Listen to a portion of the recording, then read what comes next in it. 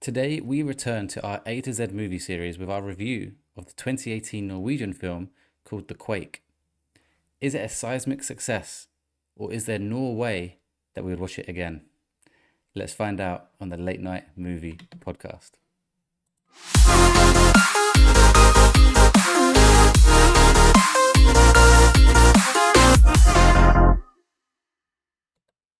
Hello, everyone, and welcome to the 31st episode of the Late Night Movie Podcast, your place for movie reviews, hot takes, and quiz shows. I'm your host, Welchy, and joining me tonight is Mr. Pop Figures himself, Andy.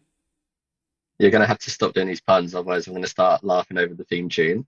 But yeah, no, good to be back, and yeah, excited to get back into the A to Z review because it feels like a lifetime since we last It's been a long done an time. episode. I think the last one was Pearl, obviously, which we loved. was very divisive, and it was a long time ago now. Definitely. I just remembered. I hope we're not choose. I hope it's not me choosing next, or because I haven't thought of a movie for the next letter. It is you. No, it is you. What's the letter? Oh. Oh, Yeah.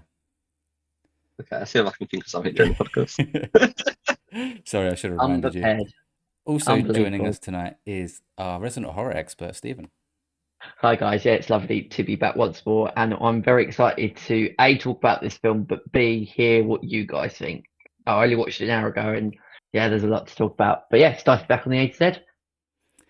It was weird because we was doing this like weekly, I think, at one point, wasn't we? And Yeah, pretty obviously much. moved it to be a topic of the week subject, and now it's very infrequent. But I think it's still good. I think it's better this way because it's not overloading us, and we get to focus Yeah. on it as a whole topic. I thought I'd start today by asking you, first of all, both how you been. Been a good week since we spoke.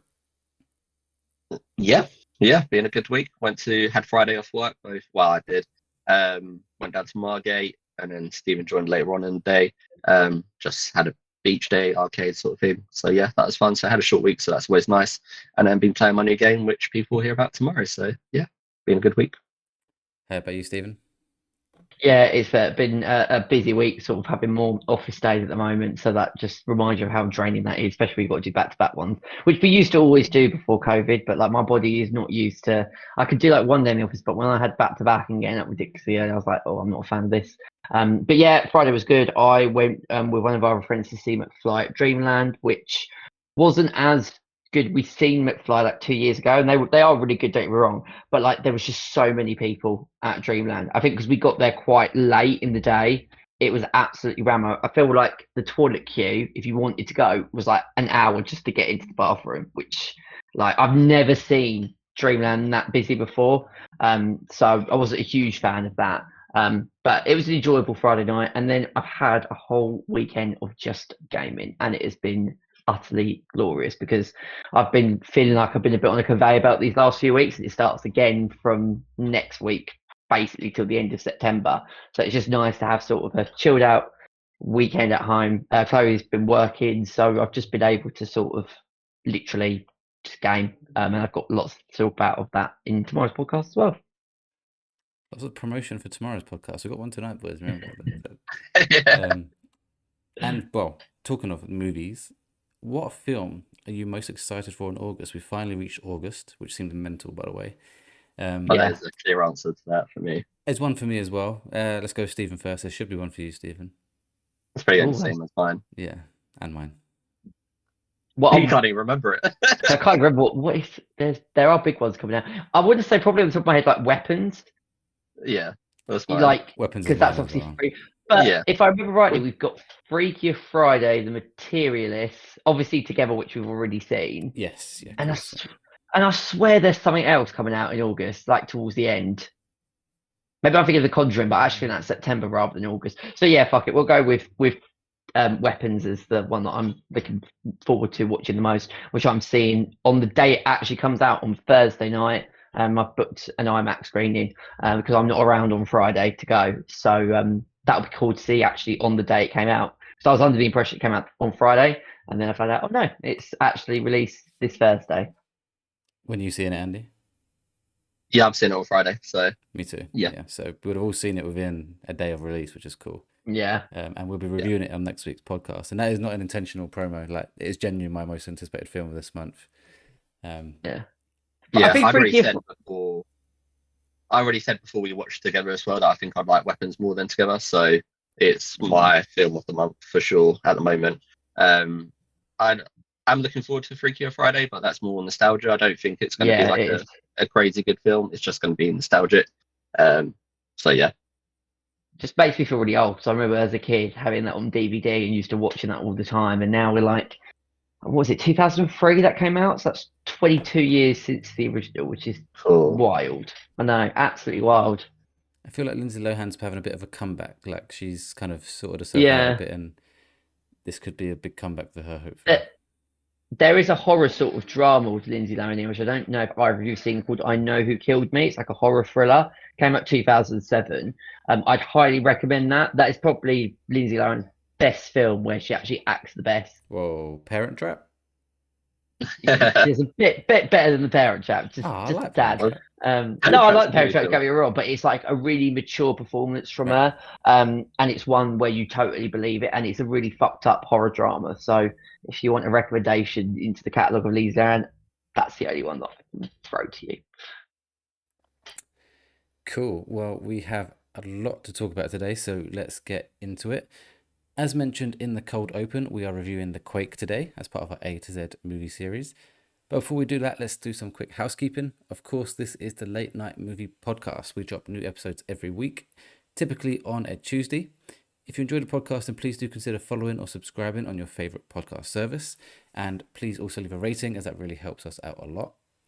You can follow us on all major socials with the handle at the LNG Pod. And you can join our Discord using the link in the podcast description if you want to chat movies, TV shows, and video games. If you're listening on or watching on Spotify, you can also leave comments on there for us to read out. And of course, the podcast is now available on YouTube if that's your platform of choice. Our content schedule for the week beginning 4th of August, that's bad from me, 4th of August, looks like this. Tuesday, you have this going up, the Quake review on the Late Night Movie Podcast. Wednesday, there may now be a stream. I wasn't going to stream much this week, but we've jiggled a few things around and I now might be able to stream on Wednesday. I'll be playing Expedition 33. Thursday, we have the Late Night Gaming Podcast coming out, which is our next installment of the video game quiz show. So be very excited for that. I'm very excited for that one. And there may be some other streams sprinkled in. Unlikely because I'm seeing Weapons on Friday and I'm out on Saturday. So yeah, it's going to be tough to do much. Maybe Thursday or something, but I'm going to try and stream as much as I can. It's just a lot going on this week. And finally, this episode is sponsored by Dubby Energy Drinks. Dubby have a wide range of different flavor energy drinks to choose from and even have some caffeine-free options. If you want an energy drink for your long gaming sessions, then you can get a 10% discount on all Dubby products by using the code TheLNGPod at checkout. That's TheLNGPod for a 10% discount. Quite emotional with that. That's bad. Our first sponsorship. Yeah, wow. Obviously, we've been doing this for a couple of weeks now, so everyone should know, but we're now doing the Late Night Movie Podcast Spotify playlist. This week, it is Stephen's turn to add one as our third and final of the three of us, but obviously we're going to have loads more. What song do you want to add to the playlist, Stephen? Oh, this was really hard. I've been actually thinking about this all week because I have so many. And when I say so many, I could give you at least 50 to put into that playlist. But I've actually gone with one that has sort of hit the most for me in terms of music that doesn't fit horror, but just fitted the scene perfectly. So I'm taking it from a 2018 horror movie, which is The Strangers Prey at Night, which was the sequel to the 2008 Strangers. This was before we had the whole Chapter 1, Chapter 2. It was a horror movie that had loads of different 80s songs, and they were set to when the strangers were basically killing those people. The one that I've gone with is a song by Air Supply, and it is called Making Love Out of Nothing at All. Bit of a mouthful, I know. Air Supply. Oh, I can't type. Air Supply. Making Love Out of Nothing at All. Found it. Yeah. And this was one of 3 Air Supply songs that I was that close to picking from 3 different movies. So I'm obviously a big Air Supply fan. But like in the movie, that sequence plays towards the end, so I won't spoil it for anyone that actually wants to go and watch it. But there is a still shot with that music playing that is just one of the best things I've ever seen in the horror franchise. And any horror movie that has an 80s soundtrack, you've got me. That's just by far my favourite song out of all of that, and a song that means a lot to me outside of horror as well. Cool. Well, here you have it, guys. Our third song on the playlist. I've just added it, so anyone who's following the playlist will now have that song on there. I think next time or soon we'll do all three of us come with one. Andy suggested it earlier, so we can like bulk up the playlist a bit quicker. So I want to start getting onto other rotated segments soon. But good choice, Stephen. I personally don't know it. Or I don't think I do. It's one of those ones where maybe I do. But I will give it a listen later after the podcast. And for anyone who does want to follow, we'll have a link in the podcast description, or just search the Late Night Movie Podcast Spotify playlist. Hopefully it should be searchable. When you listen to it, you're going to be like, how the fuck did that make it into a horror movie? But I'm telling you, it works. It just works. They're always the best ones when it doesn't sound like it should fit, but it does. Yeah. Okay. Thank you, Stephen. Let's move on to topic of the week. Topic of the week. All right, let's get into our topic of the week, and it's our review of The Quake. As always, we will start by giving our high-level spoiler-free thoughts on the film and giving our scores out of 10. We will then have a short section, or maybe not short, where we'll be talking about spoilers that some people may want to skip. Before we give our thoughts, though, let's get into a few stats and figures. Budget. Anyone want to have a guess of what the budget is? Not a big budget, I don't reckon. Like 10 million? That might even be too high. Okay, Stephen? Like maybe 8 million? If we was doing closest wins, it would be Stephen. 6.3. Oh, wow. Yeah, I don't think it'd be that. That's the number I found the most online, so I'm going with that. That's quite impressive, actually. Yeah, for what they did with it. Box office. Any guesses of what it made at the box office? Probably didn't Bearing in make its mind money. what it is, it's a Norwegian film, which... Yeah, 2 million. Whoa. Okay. I'm going to go much lower than that, like maybe 300,000. What? This made nearly 14 million. It made 13.8. It doubled its budget, nearly. The reason why I said that with Logic is that did that get a theatrical cinema release, or did it just go straight to streaming? Not in the UK. So okay. It did most of its numbers in Norway, obviously. Yeah, of course it would have. That's that's now a really ridiculous guess. It did release in other countries, but I didn't write them all down. Okay. But the bulk of its income did come from Norway. Okay. Rotten Tomatoes. So on Rotten Tomatoes, it has a score of 85. Oh, really? What, very critic score, yes. Yeah, audience score 65. Lower. Yeah. Thought so. I'm getting an idea of what you two think of this film. A Letterboxd score of 2.9. Better than average. That's not huge, that's reasonable. but I think it's respectable. Obviously, we watched this on Amazon Prime. It's a Norwegian film, completely spoken in Norwegian. Let's move on to our review then. You two watched it today, so you're definitely in a place better to watch it today, to review it today. I watched it this week, so it's not like it was a long time ago. I want to start with Andy this week. What did you think of The Quake? And spoiler free, of course, and then round it up with a score out of 10. Okay, so I thought you could split this film into two halves. First half, I was bored out of my mind and close to turning it off. And then second half, there's a certain part where something hits. Obviously the quake does hit at some point. I don't think that's a spoiler. There's an earthquake in this film. No, yeah, it's obviously going to happen. Oh, is there? A point when something happens, and then like it starts to get more intense, and you start to enjoy it a bit more. But I still have my like negative points on that as well, which I'll go into a bit later when we're doing sort of spoiler stuff. I obviously can't really say much about the cast in terms of what I know about them, because I'm guessing most of them are Norwegian. So I haven't from memory, I don't think I've seen any of them in anything else. I have watched a couple of Norwegian films. There was another film that I watched that was based on a true story. I don't remember any of them being in it. Obviously, the main focus was around the dad, I think. So I think his performance was good enough for the film. I don't think there was enough of the other characters in it to really, especially because it's in Norwegian, I don't think you can always get the same sort of, what's the word? Like, you can't really take the same from it as if it was sort of like a UK film or different actors that you know, so you can compare it a bit more.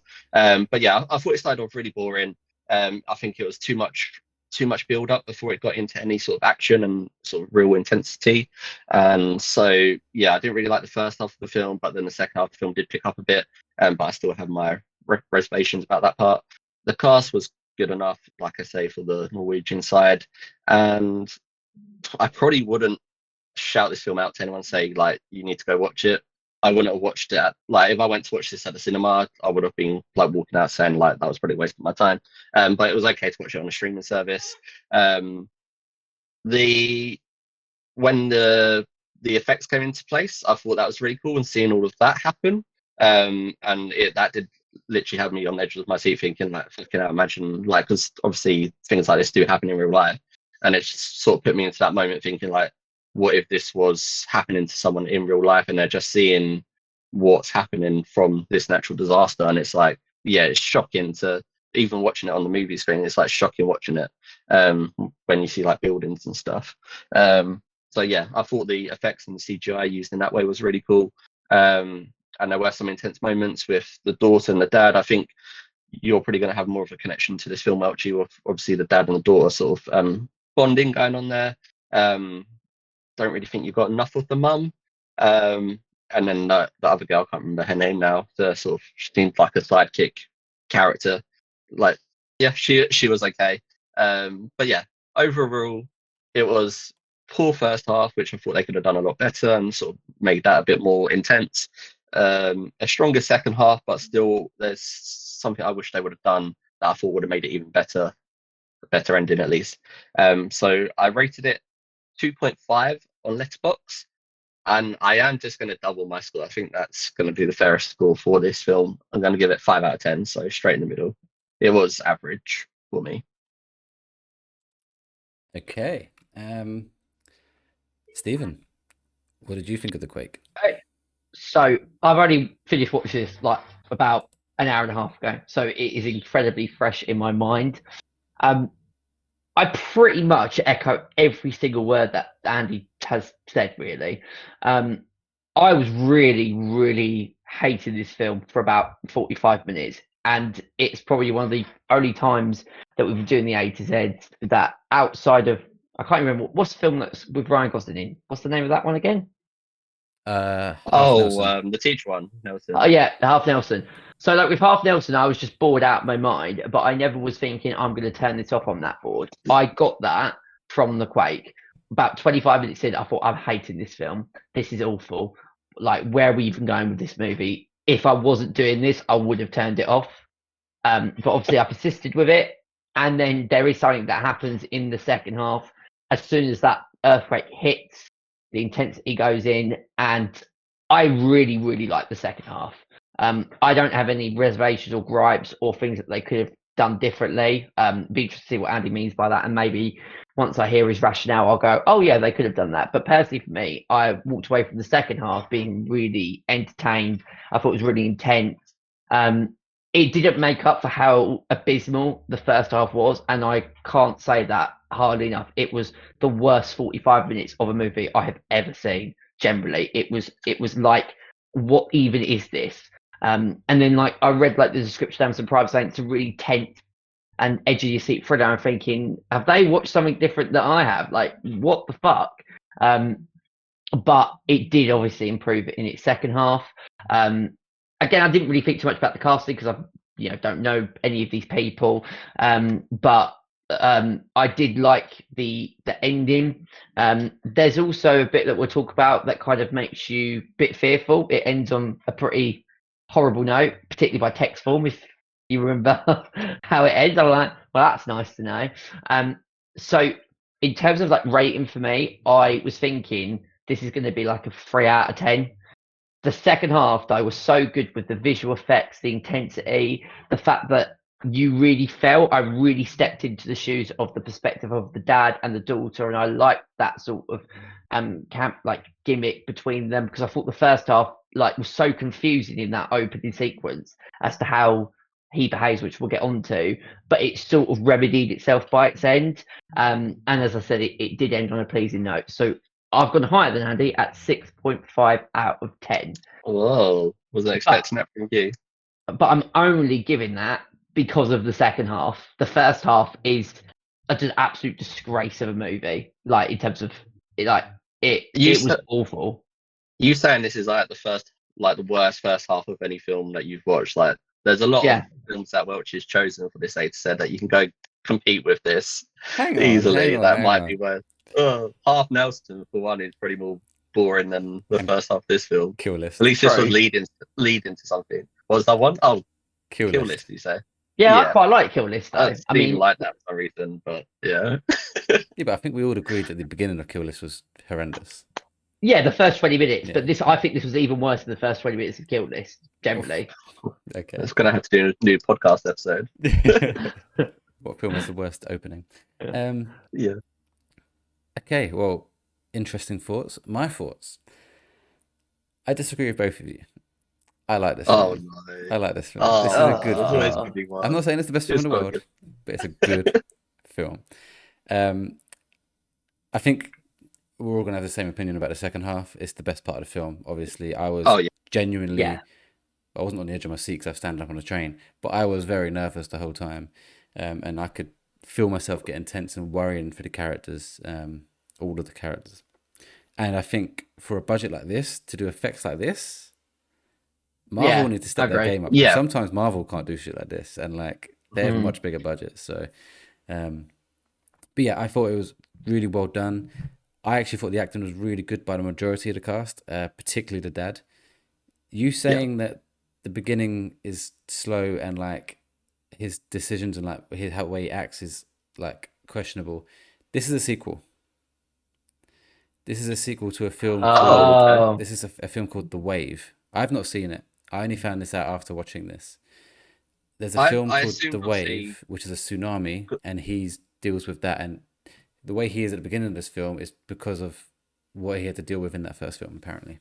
It sort of does explain that at the start, though, where like something's happened and it jumps 3 years ahead, doesn't it? Yeah. And then he's got that room where he's investigating everything. So I assumed that we knew that there was a disaster before that he was involved with, and obviously trying to save people, and the whole interview at the start as well. Yes. Yeah. No, I was saying that does give more of an explanation for this bit when we get to spoiler territory that I'm still baffled by, but maybe if I saw the first movie, I wouldn't be so baffled by it. Apparently, but obviously, apparently The Wave is slightly better than this. Okay. Which I now actually want to watch it because, as I said, this is a good film.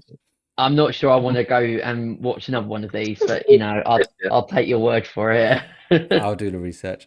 No, I thought it was a good film. I liked the beginning. I'm not saying it's the most riveting thing in the world, but I liked the build-up. I liked that he was kind of invested, and I guess it's partly because of what I do for work, but he was investigating these kind of like seismic points on the map, and he was thinking, this doesn't add up, like something's wrong. And there's obviously things that happened, which is why he thought that. Try not to go into spoiler territory. But I liked that there was that side, and then they kind of teased that it was going to happen. A few things would happen, and it was like, oh, is this the moment? Is this the moment? Yes, it was slow, but I was there for it. I was there for the ride, knowing that we was going to get a big quake at some point. You can't just have a film where the quake starts at the beginning and it just carries on the whole way through. There has to be some sort of build-up. And I liked that this wasn't just a typical Hollywood/American story where it's like, there's no real connection to the characters. It's just all about the spectacle. Whereas this, I feel like that first half of the film, they really built up the character, being a dad mainly, but like the kind of the relationships between the characters, and like he was trying to get back with his wife and stuff. I liked seeing all that. So then in that second half, when things are going wrong for those characters, you feel a bit more attached to them. I get that you said you didn't because of the language barrier and stuff, but I did personally. And I don't think it's just because I'm a dad. I think it's even him and his wife. I kind of felt that, and I think they portrayed it really well personally.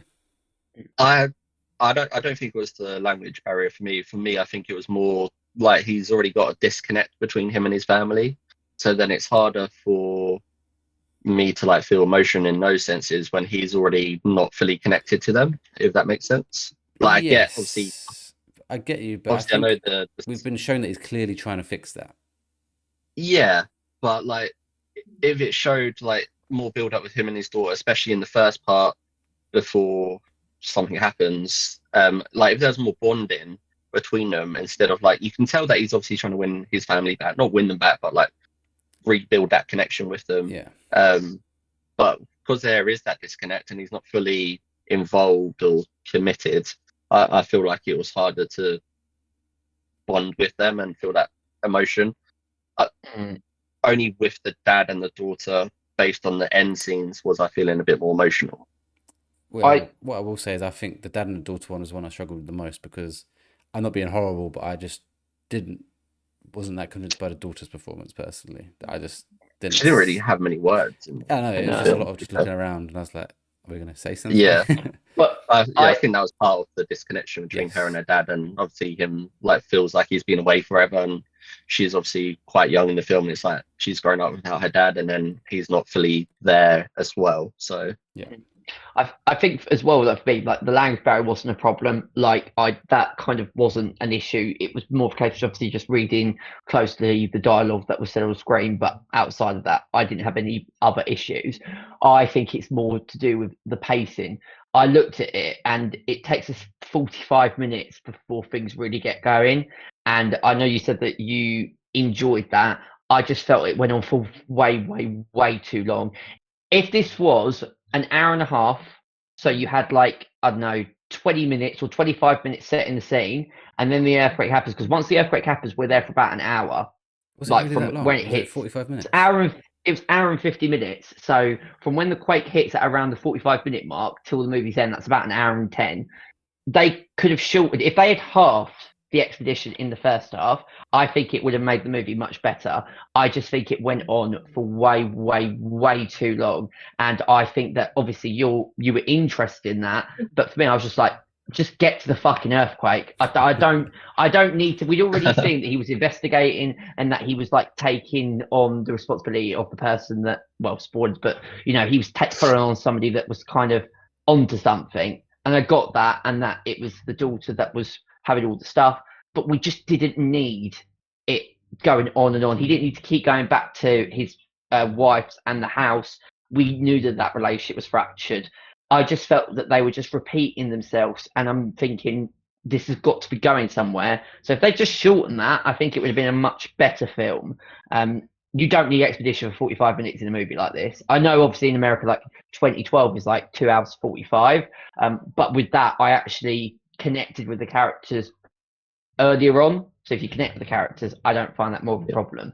But I just didn't connect with any of the characters really until we got to its later stages.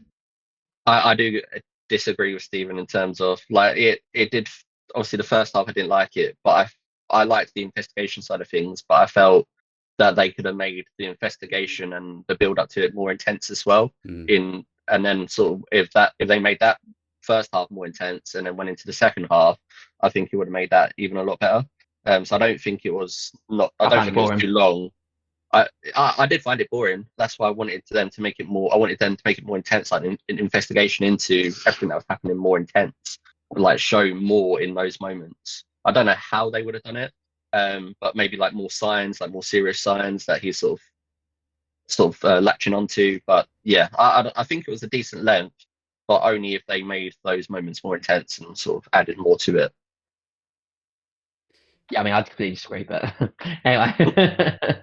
I kind of see where you're coming from, Stephen, because I think I agree that they did keep going back to the family. It was like, okay, we know you're fractured. And we know you're trying to get it back. There was also one character in there who didn't need to be in there. I mean, he did need to because he had a son, but that whole kind of son side bit was pretty irrelevant in this story. Maybe it's more in the wave, but in this bit, it's like if you actually took him out, say if he was just on holiday somewhere, Yeah. Nothing. He pops changes. up like 3 times, and then you forget even when he popped up in like the sequence where before he goes off to university. I was like, oh shit, yeah, he's got like. Yeah. It was so irrelevant and pointless that he just didn't need to be there. Well, he did. He did in terms of like he's part of the family, but they could have Yeah, either explained that he's on holiday or integrated him more somehow. I yeah, don't know. because he's not. Even though the stuff that happens to the university, it doesn't really add It much to adds the nothing. It adds literally inevitable nothing. final act. So it seemed a bit pointless. But then that didn't bother me because I completely forgot. Because I didn't care about the family dynamic. I think that's where we're getting to the heart of the matter. I didn't care about any of the characters. I only cared about when seeing people in jeopardy and that it was intense. Had I had that connection, which maybe that's what critics saying, that the critics that didn't find that first half boring and enjoyed the investigative part and enjoyed the family dynamic, when the second half hits, I can imagine those people thinking, "Wow, this is a brilliant movie." But I just didn't have that, so that's why I'm probably looking at it and saying it was too long, too boring, and it kept repeating the same stuff that it didn't really need to do. Yeah, that's absolutely fair. Should we move on to spoilers so we can get into the nitty gritty? I don't think, obviously, last week on Yep. Fantastic Four we had like half an hour of spoilers. I think it's going to be a lot shorter today. Yeah. So if anyone watching or listening, if you want to watch this film and haven't and don't want it spoiled, we're about to go into spoiler territory. So look at the bottom, you'll see. Oh, what was your score? Sorry, I didn't give a score. Yeah, good point. 7 out of 10. Which is a The highest, I would good agree. film. Yeah. Where was I? Yes, if we're going to go to spoiler territory, so at the bottom you'll see the chapters. There'll be one. I think after this we're going to go straight into Jurassic World Rebirth, which will be spoiler free because I've not seen it. So click on that one and you'll be past the spoiler territory part. But if you have seen it or don't care about spoilers, then stick around because I'm sure we've got a lot to disagree about anyway. So yeah, spoiler territory starts now. The earthquake is the main thing, isn't it? You've both established you don't like the beginning. Yeah. As soon as that hit, it was like, okay, we're on to a whole new, different film now at that point. Why is it in all these films that someone makes a stupid decision, i.e., the daughter? Like, stay fucking put. Yeah, you don't know how much that rattled me, man. Like, I was thinking, like, in my head before she even done it, I was like, she's going to go up and they're going to go down. And it already annoyed me before it even happened. Yeah. And it's like, it's obviously the worst scene. But is the dad to blame for that as well? For trying to protect her and not actually telling her sort of what's actually happening. Because in fairness, she didn't know that an earthquake was about to hit to that sort of magnitude, really. Because he didn't really. And then, he knew. And you mean she didn't know? Yeah, she didn't. He knew. Yeah. The daughter didn't know. And then also, you don't know the other girl, I'm going to call her the sidekick because I can't remember her name. But her and you don't know her relationship to the daughter and how well she knows her. So then all of a sudden, she's like left with potentially this stranger who the dad knows. And then she's thinking like, my mum and dad are like up there, like, why am I down here? So, but yeah, obviously at that point I was annoyed, thinking like, please don't go up there, please don't go up there. And then yeah, obviously goes up there and shit kicks the fan. So. Before we like go proper into the earthquake, because I just addressed the bit that I'm still baffled by. So, and maybe because of the bit in where you talk about there was a film beforehand. So you know when Julia, her name is, when she like goes and visits the dad, and then like I thought, oh, he's not really looking as excited. I thought, is this like dad and daughter? Like the way that he was acting kind of made me like, is this a random stranger? Like it gave me like the stranger danger vibes because of how he was acting. Then it obviously was established that it was dad and daughter. And then like the next day, she's tidied all the house for him, made him a lovely bit of breakfast, and he just looks at her and goes, yeah, you need to leave. Pack bag, drop her off, and just looks at her, then like breaks down and cries. And I was like, why? Just can anyone explain to me why he acted like that? That's obviously to do with the trauma from his like past experience. But to add to that, the other thing I made, like the film made out as if like his family like lived in a different country, and then all of a sudden he's just at their house, and I was like, what? They just live around the corner. Was it just like, was it a bit of a river that she went for like 4 minutes and then got off and then greeted love? I was like, what is going on? It probably was a river journey. I thought the same. I thought, oh, obviously like he's moved a fair distance. And then he just drove to the house and dropped the scarf off. I was like, oh, you live close enough to drop the scarf off. Like, could you just drop it off anyway? Was it because threw me off. Julius saw his the room the night before with all the stuff that he was investigating, I and don't then think so. I think he's because just still experiencing trauma. Seeing her probably brings it back because I imagine he saves her or something in the way, or she's obviously part of it. okay. Well, yeah, at the start of the film, he has an interview, doesn't he? And then it says like, "Oh, he's a hero. He saved his family." So Yeah. obviously, in the first film, he's obviously saved them from The tsunami. whatever happened. But surely, Yeah. if you saved your daughter from near death in a disaster, surely you'd want to hold them tight and keep them close to you. But he's probably also seen like thousands of people die, or like Yeah. how many people die.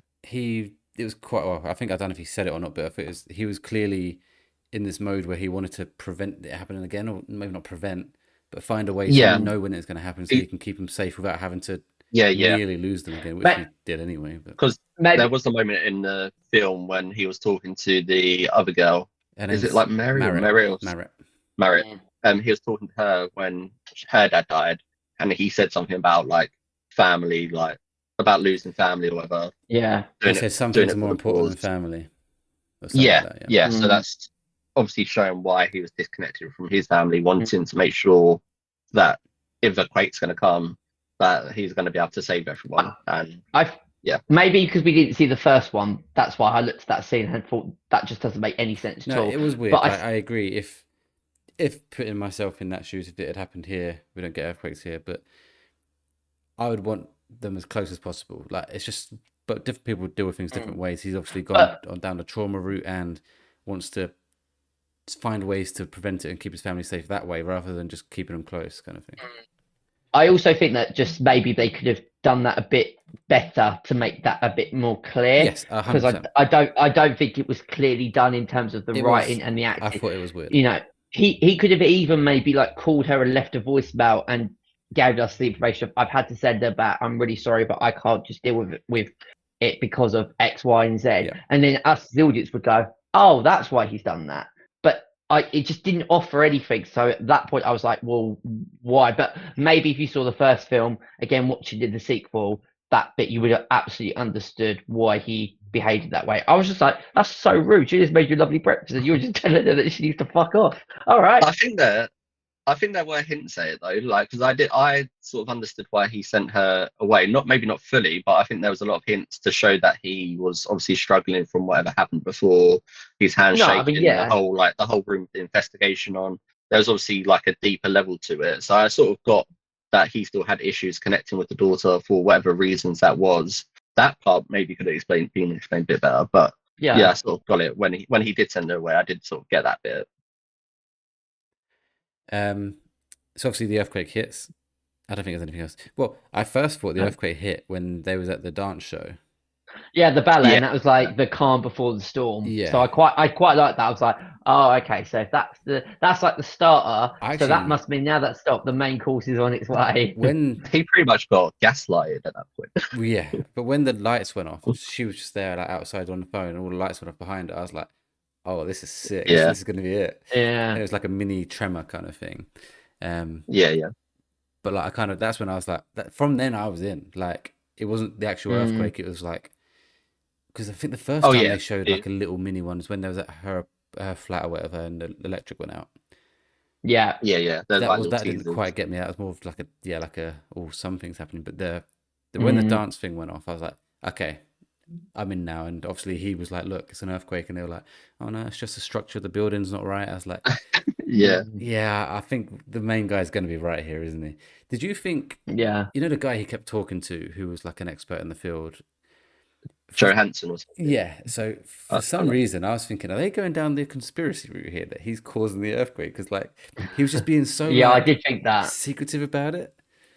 I thought he'd known more information that he was refusing to give away, and as a result, maybe he was trying to cover up the real reason as to why the earthquake happened, or why the tunnels. It sounded like the tunnel collapsed, and that's why that guy died, who was then Monet's father.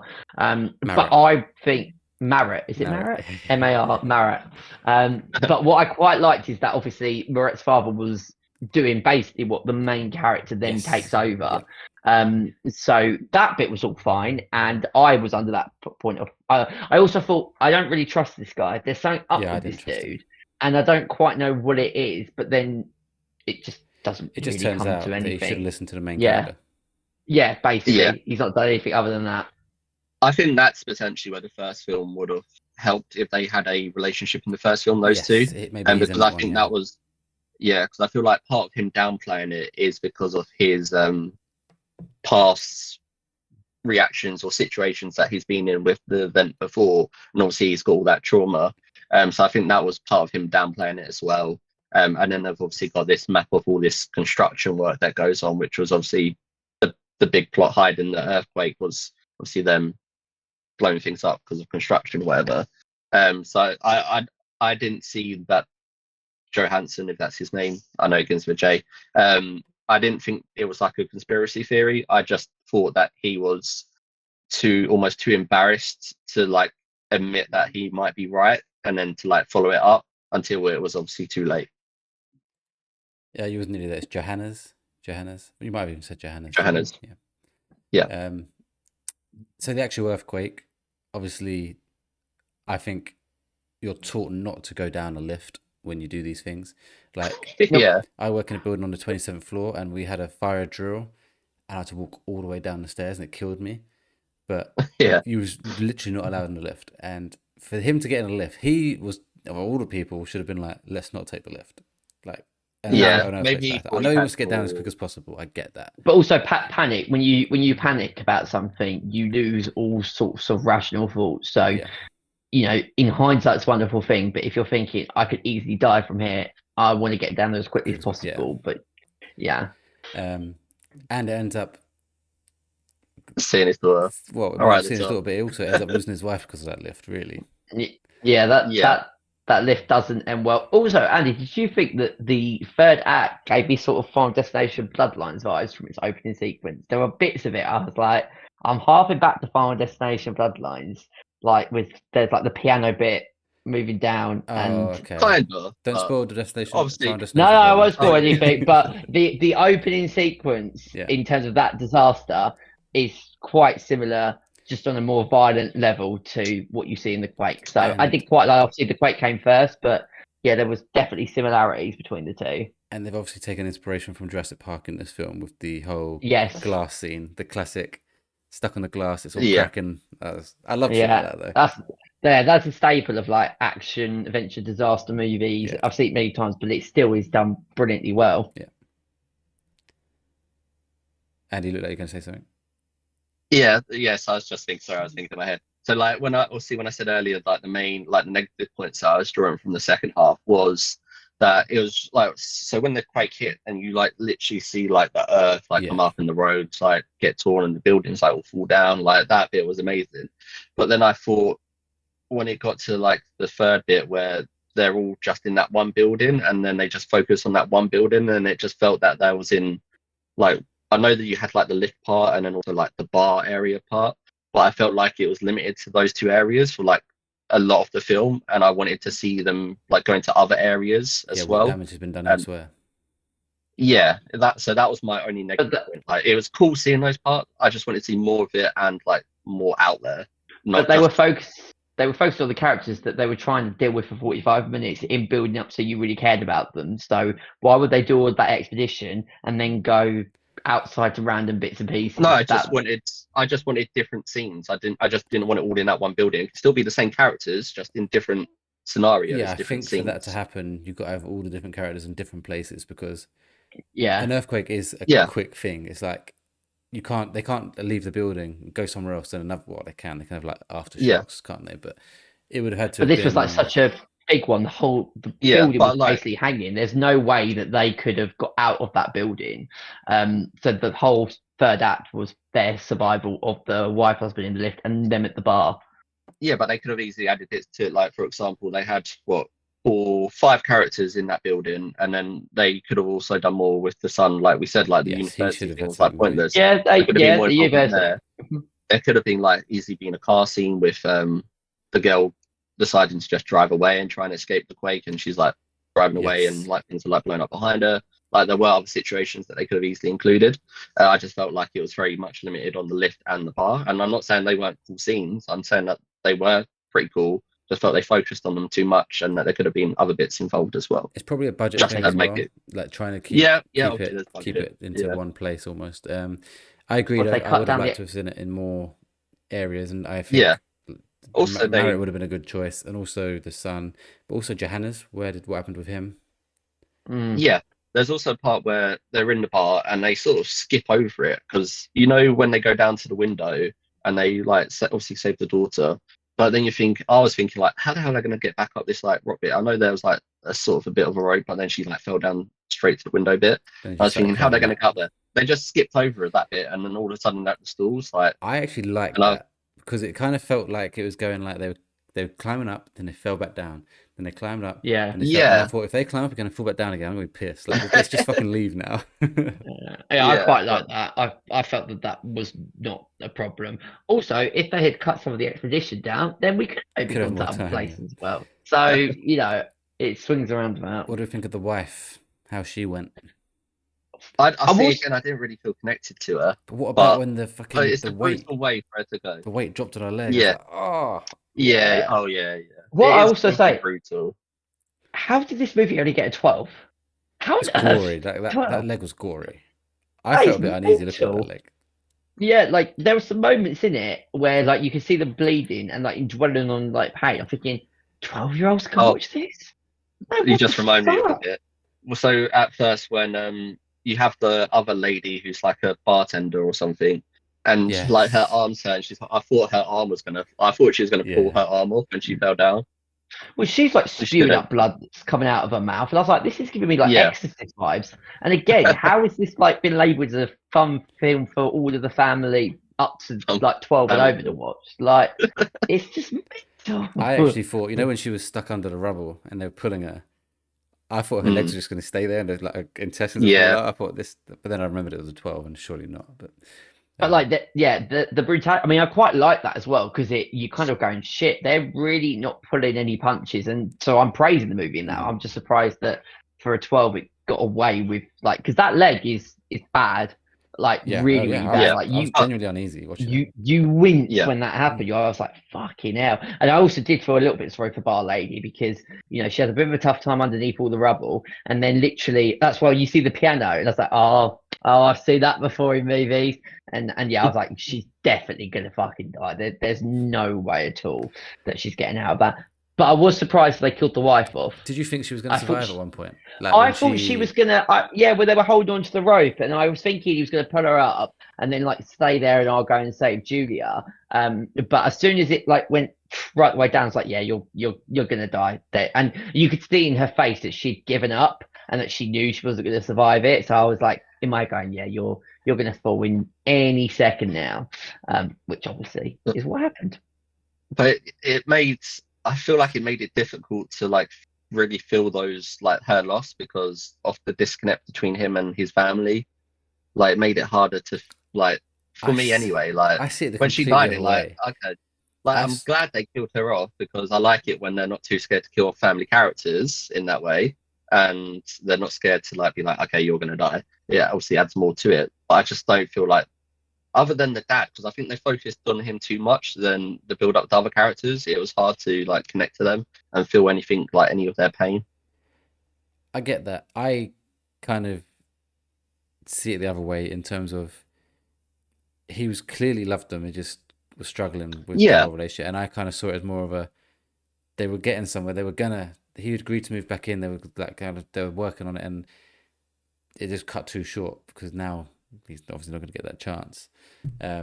So I did feel him for that sense. Again, if they had made it, they could have made me like her more. I didn't really care for her. I felt more, for the I felt dad, for him. yeah. Yes, That's that's what I'm saying. Like I felt for him and like his emotions, but her dying meant like didn't feel anything when she like died. Like just a cool scene. One bit I You did heartless person. One bit I liked, and I wish they kind of went into more, but that obviously never going to, was when he's thinking the earthquake, or he knows the earthquake's going to happen, and he's like, they're driving around, he's ringing his son, he's not answering, so he calls the school instead of Yeah, planted that was 10 smart. bombs. I was like, Yeah, Yeah, yeah, smart yeah, guy. that was very But smart. you're in The other, trouble. other Like, if you, the if other you, thing yeah, is, well, with him, and I did sit there and think, well, he's lost his wife, but he's got the sidekick, so swings and roundabouts, start a brand new family, had this lovely experience, she was a you weird know. character because I just feel like She was, if you're there at your dad's house mourning his loss, some random man knocks on your door, says, "I need to look at all your dad's work," and then says, "Yeah, his work is more important than you." Basically, was what he said to her, and then yeah, yeah. she's just happy to go along and do this little adventure with him and like figure shit yeah, out. I was like, this seems a bit of a stretch that I she'll can just do all of this. understand like him coming round and sorting out the That's fine, valuables yeah. and dealing with the work bit, but it's like when she's like, "Oh, I'm not going to this tunnel," and then within like 5 seconds, Goes to the tunnel. she's changed her mind and then goes to the tunnel. Which obviously they've got to do for the movie for it to then to work out for her to be there for Julia. But you're right, it was a bit of a stretch and a bit far fetched, and I suppose adding to what Andy's saying, that didn't help in connecting to the characters. No. Like the reason why I gave it a 6.5 was because of how intense and good the third act was. I think if I had got that connection with the characters throughout the film, we could be looking at like Yeah. a 7, 8, 9. It lacked that, and combined the fact of how boring that first 45 minutes was, that's where the problems of the movie are. But once we got going, I mean, the glass sequence as well, as we said earlier, is just so nail biting.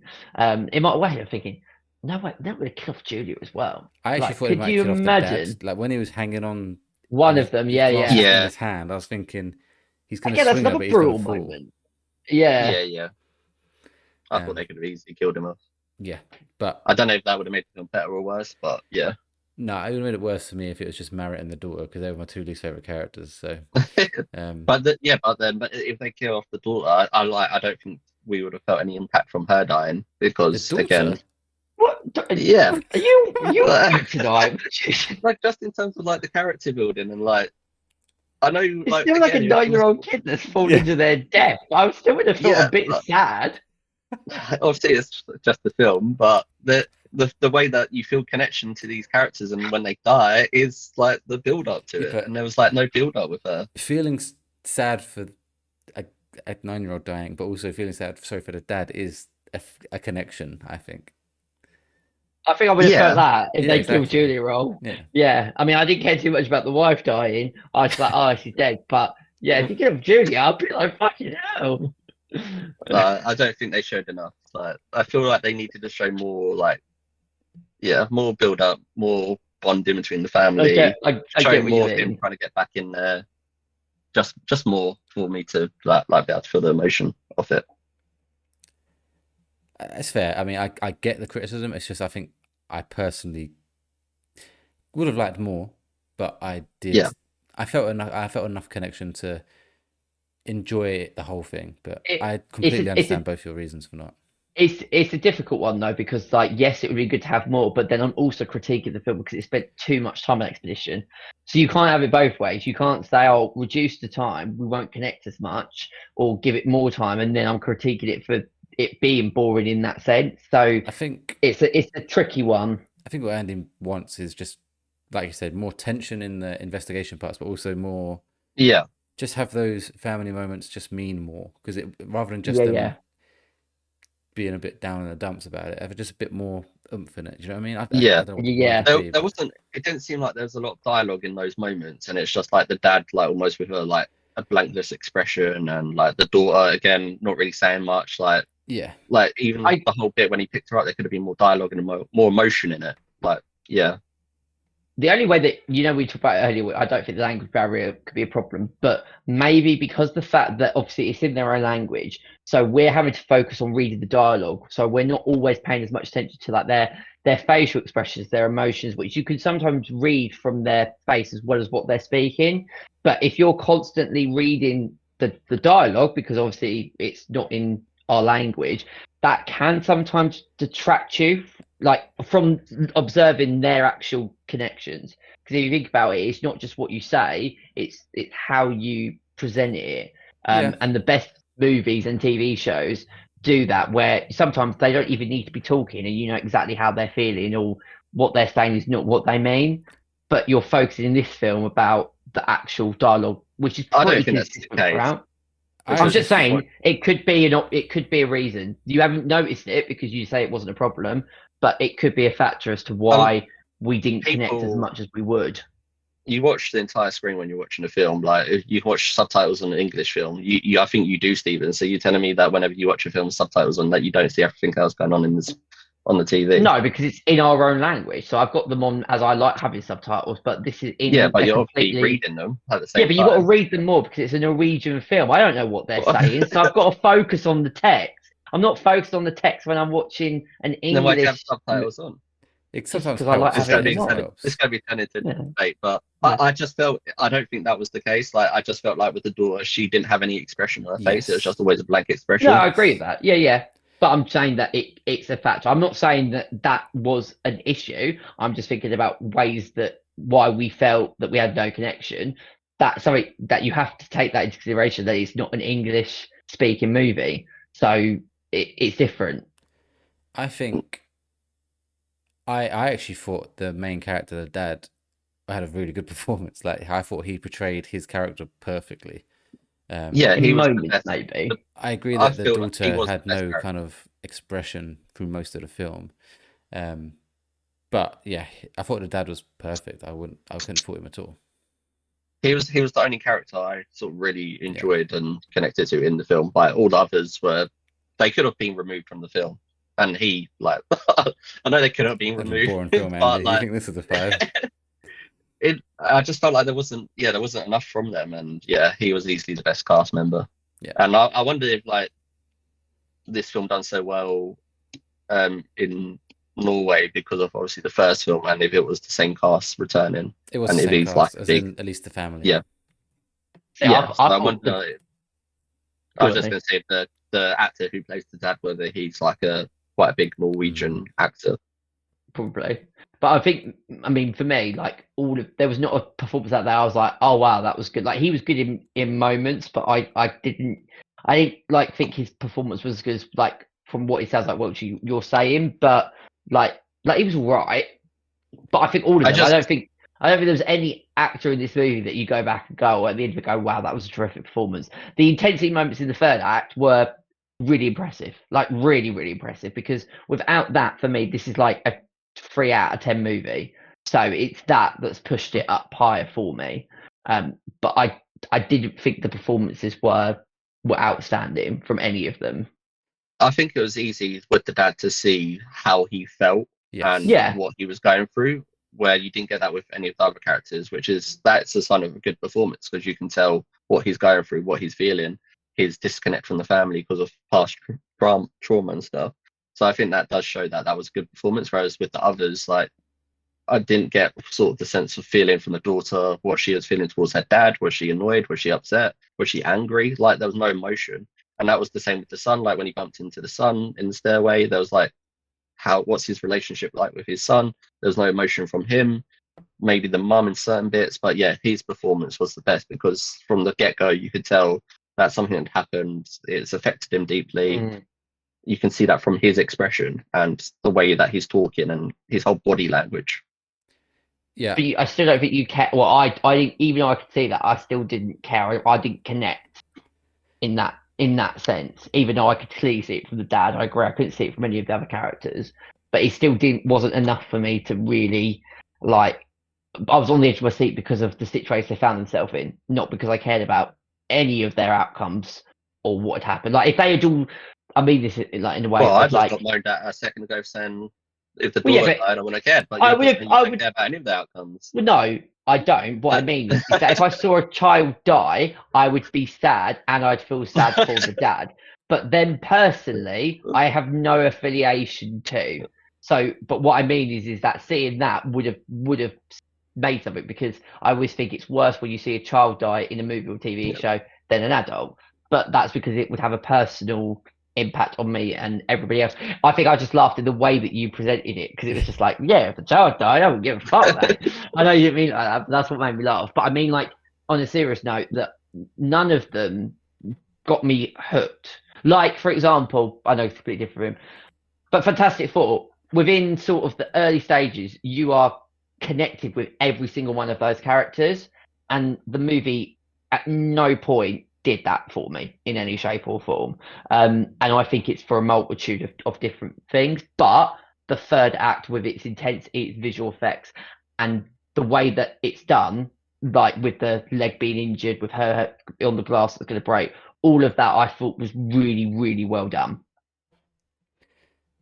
I really liked his performance. I thought he was brilliant. Like, I would go back to say I loved it. He is in Mission Impossible Fallout, Oh, really? Oh wow! and he's in The Revenant with Leonardo DiCaprio. So Okay. The Revenant. he's had a So a good couple of big career. movies then. Yeah. He's in a few other films which I don't know. I don't know if they're Norwegian or just films I don't know. And actually, Quake is his second lowest rated film on Letterboxd, and that's 2.9. So if that's his second lowest, he's had a Wow. very good Yeah. run. So he must be able to have. He's got like different languages. So I'm assuming Norwegian is his first language. Yeah, I imagine he's. Well, there's no one Norwegian in Mission Impossible. I watched it recently. No, or in The Revenant. I'm like, I don't. Although you say that in The Revenant, I do think there might be somebody that speaks a different language that has subtitles. I was going to feel like search there the is in The name Revenant. on Mission Impossible. Niels, it rings a bell. Niels de Broek. Is he a major But I character? don't. Did you? I don't think any of us watched it and thought, oh, we recognise this person. So No, I that's didn't. crazy. I know who is in Mission I Impossible looked Fallout, at though. Yeah, it is him. Wow. Is he a bad guy?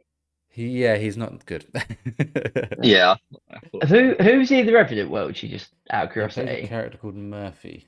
Let me search the Revenant Murphy. The Revenant. Maybe he's one of like the squad members that go in to look for Leonardo DiCaprio's character after he gets attacked by the bear. Well, searching the Revenant Murphy doesn't Whoa. bring him up straight away, so yeah, I I probably don't just- know. He's obviously Yeah. Might a be just side like an character. extra that pops up. Yeah. Yeah. Yeah. Okay, interesting. But yeah, he's worked with the best. Tom Cruise and Leonardo. That's pretty good going. Yeah, that's Yeah. not bad on your filmography to say that you've worked with both of these characters. And there is top 2 films in terms of average rates on Letterboxd. Yeah. Makes sense. Anything else before we move on? I haven't got No, anything I else. think, yeah, no, I think sort of covered it all. Yeah, like I said before, I would have liked to see more of the actual earthquake on the buildings outside, because I did think the opening scene where you see it first begin and like there's like you see like 2-3 cars on the road, and I'm thinking like, oh, they're fucked. And then just like maybe more of that, and maybe the after effect of the earthquake. That's fair. I know Andy's comment for the when you put it on the sofa should be, we really wish the child died at the end. So we do have one listener or watcher comment to read out. It's from Bigsy on Discord. He has said it had a slow start, which agrees with pretty much the sentiment, but I actually enjoyed that it showed the effects the first movie, The Wave, had on him mentally. Okay, so it sounds like Bigsy did watch The Wave. Okay. Okay. I thought the CGI in this film looked really good, especially the part showing the quake, which is the only CGI, surely. Bigsy, come on. Oh, wait, sorry. I should read the rest. From the balcony and the building smashing into each other. Then he Yeah, that's put great. Eden's leg injury with a sick face. Window part at the end of Julia was tense. 7 out of 10. Oh, okay. Same as me. Cool. I'm glad that I think you put it in the Discord. I read that after seeing the film, and I'm really glad that I did that. Otherwise, there's major spoilers in that. A bit of spoilery there. Yeah.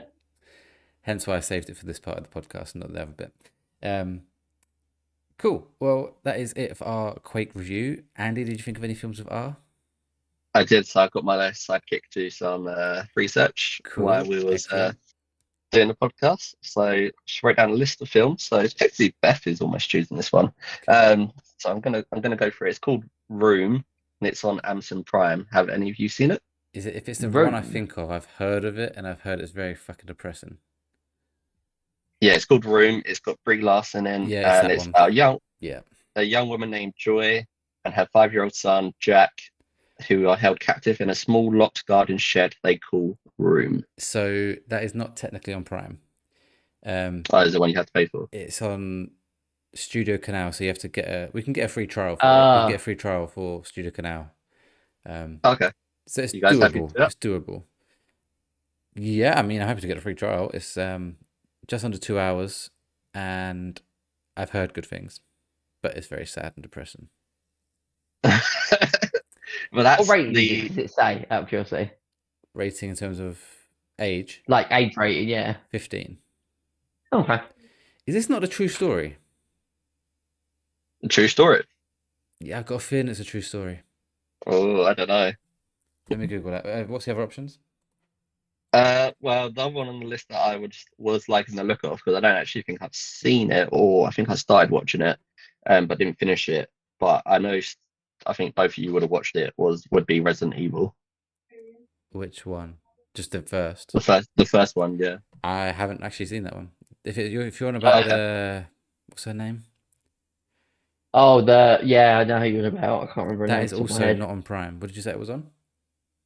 I haven't said. I don't know. I'm pretty sure I've seen it on something though recently, maybe Netflix. Okay. I think. Are you thinking about the Resident Evil? There's a TV series of Resident Evil on No, Netflix. I started watching the film not that long ago. I Oh, have seen okay. the TV show, but the film is on something. It's the 2002 film, isn't it? I haven't seen it for years. Mila Jovovich. Yeah, Yeah. because she's in that TV show I like with Anthony Starr. I'm easy. Resident Evil's slightly shorter. I can't see what it's on because I'm only on Prime at the moment. I'm easy. Whatever you two fancy. The Room is not based directly on a true story, but it draws Inspired inspiration by from true real events. life cases. Yeah, they love doing that. And a particular Oh, case. I'd be happy with seeing The Room. Yeah, I'm happy to do The Room. Let's do The Room. Just get a free trial. Let me just check how long actually. I'm guessing it's a week. Yeah, it's not Just really activate it when you go to watch it, isn't it? Yeah. Oh wait, because you watch it in parts, don't you? But I'll do it the week I'm going to watch it. Oh shit! Yeah, Press yeah. play. I know it's a trailer. Redeemed. Yeah, redeemed already. I'm going to watch it this week. We're changing our plans for next week. I'm guessing it's a month because it renews at £5 a month after a trial. Start your free trial. Well, you got a whole I'm 3 gonna months press it. free. Oh no, 7-day free trial. Okay, you didn't just Then, activate it, did you? $5.99 No, I after. pressed it to get me into the next page. Yeah. Okay, well, anyone who's watching along, I think Bigsy is, and anyone else that is watching and listening along or watching the films along, it's on Amazon, on Studio Canal. It may be on other services. I guess not, but it might be worth looking around on your other services that you have, maybe Apple TV or something. I don't know. Yeah. It does say it's on Apple TV. Cool, but that might be purchase or rent. I Yeah, don't know. I'd have to double check. Yeah. A free way to watch it is on Amazon Prime through a 7-day free trial of Studio Canal. Cool. It's so annoying when they do that. I've got a feeling, Andy, you've Subscriptions on picked a Amazon good Prime. film, mate. I've got a feeling you've gone for a high scoring one. I'm just going to chuck it out there. Cool. Well, What's its rating on Rotten Tomatoes? Did it say? Oh, I didn't look at that. Okay. But I've heard good things in the past. So back to That's interesting. before we move on back to the Quake. So obviously I gave it a 7, Andy gave it a 5, and Stephen gave it a 6.5. That's got an average of 6.17, which makes it the 6th worst film on our A to Z, which isn't bad. It could have been worse. When you two started talking, I was expecting it to be worse. I thought Steve was going to go lower than me, especially after like the whole conversation. I still thought he was going to be lower than. So that goes just above Locked In, which I'm happy with because this is a better film than Locked In. Yeah.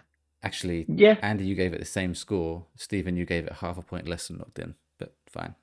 So I gave Locked In a 7. Yeah, but basically around there. Yeah, they're around about the same. I actually think I enjoyed Locked In slightly more than Quake, so that kind of works out perfectly with my score. I gave Locked In a 4.5. Then it's just below Bronson, which I think it's pretty much where it should be, really. Yeah, that sounds about right. They're all sort of similar films. Yeah. Mm. So we are now. I mean, I should know how many letters in the alphabet we're 17 in, so only 9 to go. I would have gone a lot lower had it not been for how great that third act was. So don't the get third me act wrong. saved I would have it. gone lower if the Quake wasn't as good as it was, as in the actual Quake. Yeah, literally. Cool. Okay, well, let's move on to what we've been watching. I think 2 weeks ago we said that Andy watched Jurassic World Rebirth, but we was waiting for Stephen to watch it to review it. Yeah, I don't remember what happened there. Yeah, so I mean, let's start with Stephen, so maybe he can jog your memory. Stephen, Jurassic World Rebirth, what did you think? Spoiler free, Yes. because I will watch it one day.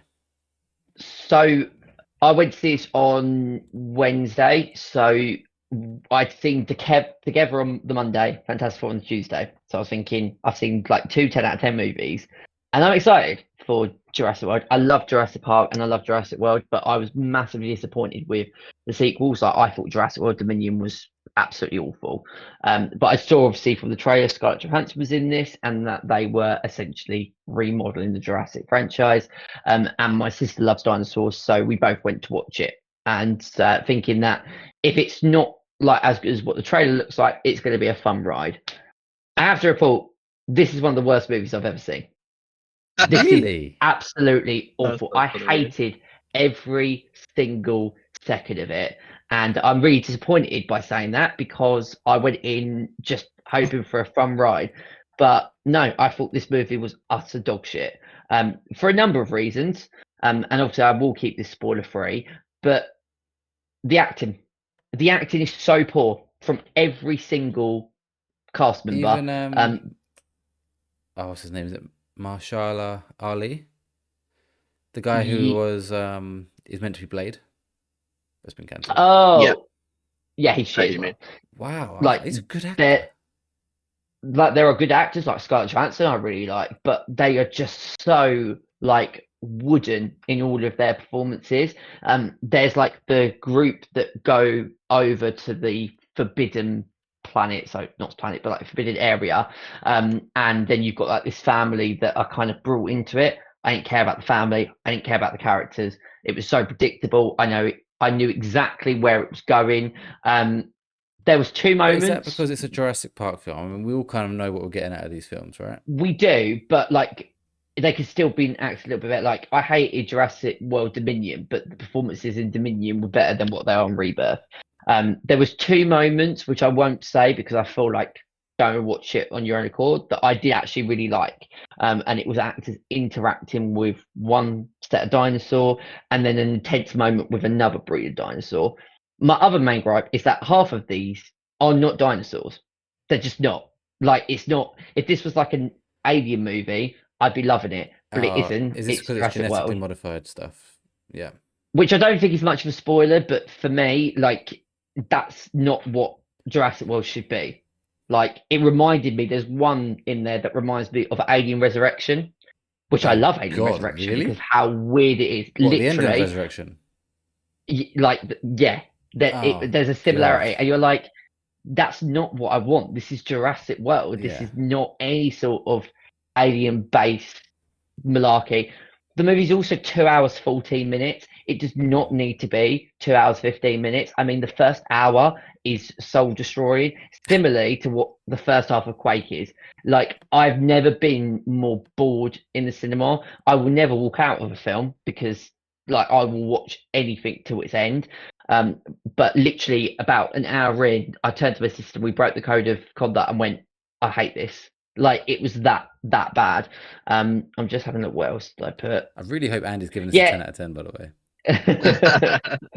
It's just not the same movie that it used to be. I've now said to myself like that I'm not ever now going to another Jurassic World movie at the cinema. I'm done. That's now two movies back to back that I've wasted my evening time energy like going to watch, and they've really let me down. So I just hope they just stop that series. Like, it's done. There's no need to keep doing Jurassic movies. It's Like, money though, isn't it? They're gonna do it. they are going to do it because the box office is like gone down really well. And I am a lone voice where the majority of reviews are quite positive. It's just not for me. So yeah, hated every single second of it. An awful movie. Score out of 10? I'm giving it a 2 out of 10 for Oh the my two moments God. of like I liked with the dinosaurs. Wow. Outside of that, there is nothing else I would praise this movie for. You've put this on par with Also Nights. I actually think this is worse than Also Nights. Wow. But And worse than Half I'll put Nelson it on according to par. your scores anyway. Yeah, actually, because even though Half Nelson was like horrendously boring, There was a great performance in there from Ryan Yeah, Gosling. true. There's no performances in this movie. Andy, please give us a 10. I'm not going to give it a 10, but I'm less harsh than Okay. Stephen on this. So obviously I went into this film with sort of a very good understanding of what it was going to be like and what I was expecting from it. And I got exactly that from it. I think it's very easy to predict what's going to happen in Jurassic World films and the originals and the new ones. So yeah, I went into it, got out of it what I wanted from it. So I didn't dislike the film. I did think it was a bit predictable and they played it a bit too safe for my liking, which then took away some of the intensity of like in the older films where you got like the T-Rex chasing sort of families or people down or other dinosaurs, the raptors and stuff. I think they played it too safe in those senses. There was a really cool part with certain dinosaurs, which probably one of the parts that Steven's saying he's liked, which I really liked. I thought the overall story as well was quite good. The way that why they're going to where they're going and the whole story behind it and the reason for that, I thought was cool. Steven's just like looking at me thinking, what the hell are you on about? Well, you actually cared about like the story of the characters.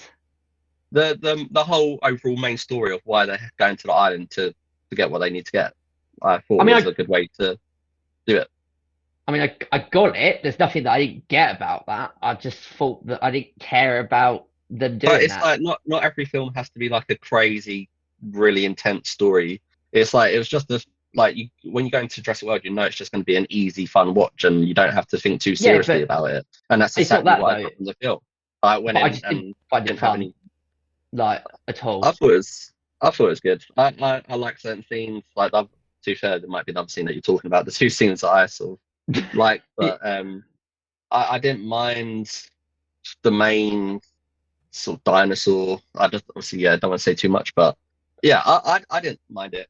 It was predictable and it was too safe in parts, but overall I thought it was a good, easy watching film to go in and watch at the cinema. So I don't want to go in and every film be like so serious and have to like really focus on it, where you didn't have to do that with this. They gave you a story, they took you to Jurassic World, you saw dinosaurs, shit happened. It was good. I thought it was a good enough film. I'm going to give this a 0.5 actually, 6.5 out of 10. Cool.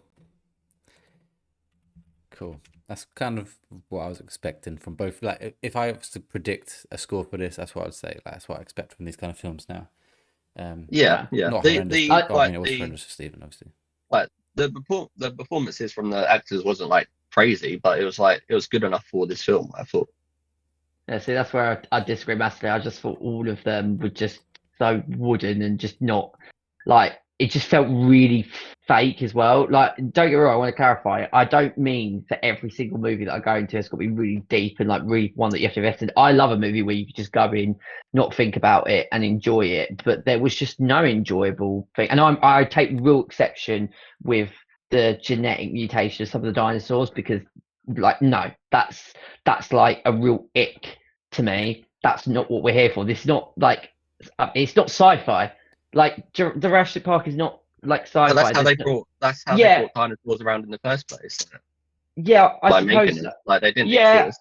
They made the dinosaurs. You could argue that, but it's not like I wouldn't put Jurassic in the same place as like Alien, Predator, those type of movies. I don't see it in that same sort of bracket.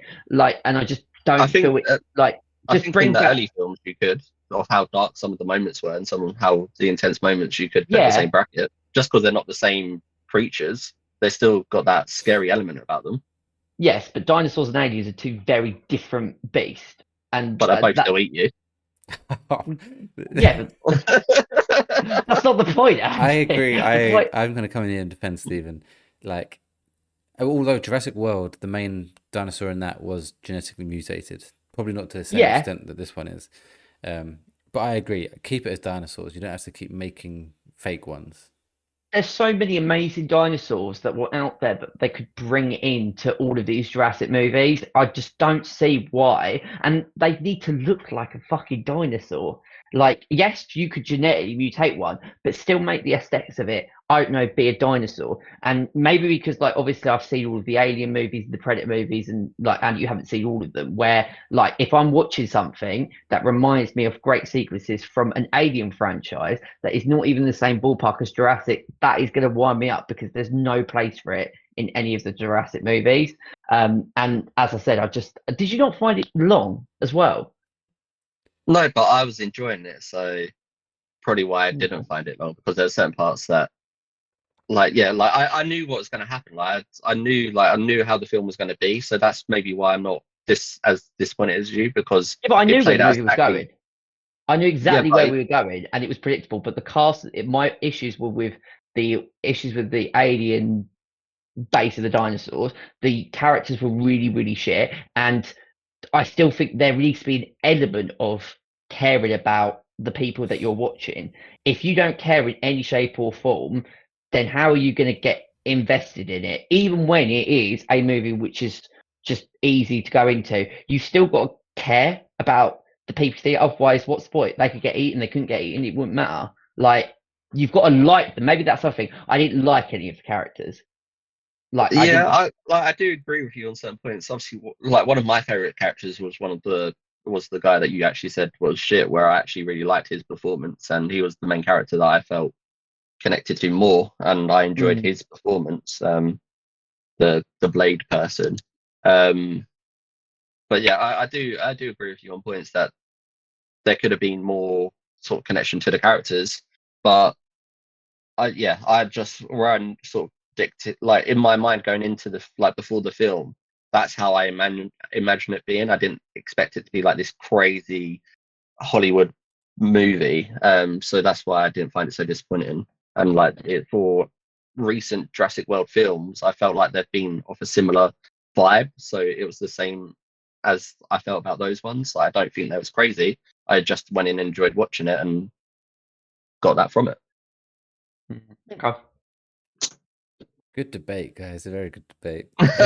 It'll be interesting to see when you watch it, Welchy, which side you fall on. Because if I do, Well, I think I want to at some point. It's not high up on my list. I hope you go into it and get out like what Andy got out of it, because that's exactly what I wanted from it. Or I wanted to come out and go, oh, that was so much better than Dominion, which I really didn't enjoy. I think it was one of the first Limitless movies that we went to that I generally really didn't like. I just also think like the first Jurassic Park like hit that groove of like being you like the characters.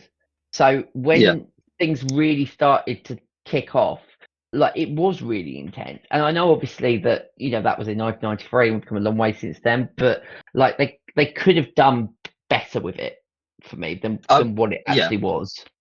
They could have done better, but I think like the Jurassic Park films, the Jurassic World films, I think there is a big gap between them, and in terms of quality. But like because of that, and like the way that the Jurassic World films have felt to me, this felt similar to those ones, so I wasn't as disappointed as you. But if you're comparing Jurassic Park, the first one, to this film, then the quality levels in them is big. I still think the first Jurassic World I really liked. So I look at it as like Jurassic Park's amazing. Jurassic World I thought was equally amazing. The first one with Chris Pratt and Bryce Dallas Howard in. It's just the sequels from that point I think have naturally got worse, and this was just like a step too far for me, where I'm just like, right, that's it. I'm not, unless like I watch or reviews come out and it's like 98% of Rotten Tomatoes and everyone's praising it, then I may give it a go. But outside of that, I mean, the rating for this film was not great, but neither was the sequels either, I don't think, when I looked at it. Yeah, I don't think we're going to get a 98% Rotten Tomatoes film from Jurassic Park in a long time. But yeah, let's move on to another film that I've watched, and Stephen has watched it as well this year. It's a movie called Warfare. Oh, okay. Hey, I thought you were going to say a different film, because I just remembered I watched something else. But yeah, that's cool. Warfare was added to Amazon Prime. I don't know when, but I looked at Prime and it was there, and I was like, yeah, you know what? Really? I'm going to watch it. What a good film. It's a good film, and it makes you realize I never want to go to war. Like, I just do not want to do it. If I remember rightly, I think I gave that score a 9 out of 10 when we reviewed it. That high, did you? Oh, you I think I might have given it. I think I gave it a You 9 did, yeah. because of how like intense that. Now that is a prime example of a movie being intense from its beginning to its end and actually caring about every single character. Like they did such an incredible.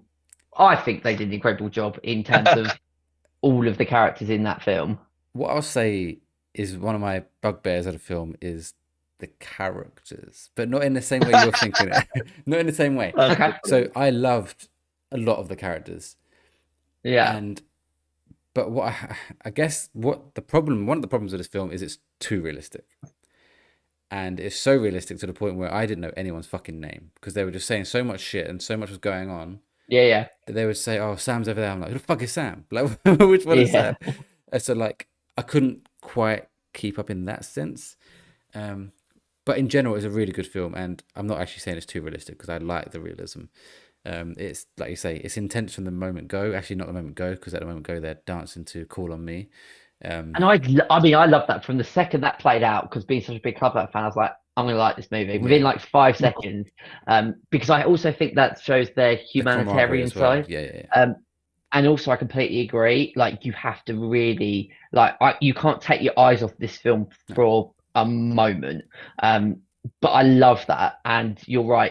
It made me realize that when we play like things like Call of Duty, it's nowhere near the same sort of level. It's like it shows you the horrors of Yes, war, which I think was magnificently done. I really had the urge to play a game like Call of Duty or Battlefield after this, It's so but yeah, yeah, not online. I wanted to play like a proper, true, gritty kind of. The only mission that can come to mind is the Modern Warfare one where you go through the house, that kind of thing, and like yeah. you break In the into the house. 2019, Yeah, yeah, just something like that. I'd love a game kind of like Warfare where it's a bit more tactical and intense. yeah. Um, but yeah, it's fantastic. The performances from a lot of the characters, Joseph Quinn. Mm. You should watch it, Andy, before going to see him. Um, Oh, yeah, I didn't realize it, didn't it? uh, uh, Arsenal fan. What's his name? Will Poulter. Yeah, that's it. And there are a lot of others that I don't know, but they're also great performances. But I struggled like with the names. I still don't know any of their names. Um, Yeah, no, I but get that. what happened in the film, I really didn't like. It was horrible, but I found it really intense. Again, like the Quake, I felt like this, how I felt in the Quake, but the whole way through, like just completely like shit. I'm like in feeling But intense and like my heartbeat going. I think the movie's like 90 minutes. I think it's perfect length. It absolutely hits the right Yes. level. I think if this was any longer, I'd start to not not like it as much as I would, but like I didn't need to feel that intensity for more than that. I thought it was a suitable amount of time in terms of its pacing and its intensity, and that's what I like. It knew what it was going to tell us, and the fact that it's directed by a real veteran along Mm. with Alex Garland, that's probably why it feels incredibly realistic as well. What I would say is I don't really know what it was telling us, other than war is horrible. If that's the message, then Yeah, fine. I quite like. I can't go into spoiler territory. I liked it enough. Like I'm not saying it's the best film ever. I would have liked to have cared more. I like a bit more drama. Obviously, this isn't a drama. It's a real life mm, hour and a half like cut of what actually happened. There may be some kind of not piss takes, but what I'm trying to say is like they take some liberties somewhere to make it a bit more interesting for the film. But in general, it's a snapshot of what mm. could have all did happen. Um, yeah, and I loved it. I loved how visceral it was. I loved how gory it was. It was bloody gory. But the sound design on this film is absolutely insane. Like absolutely insane.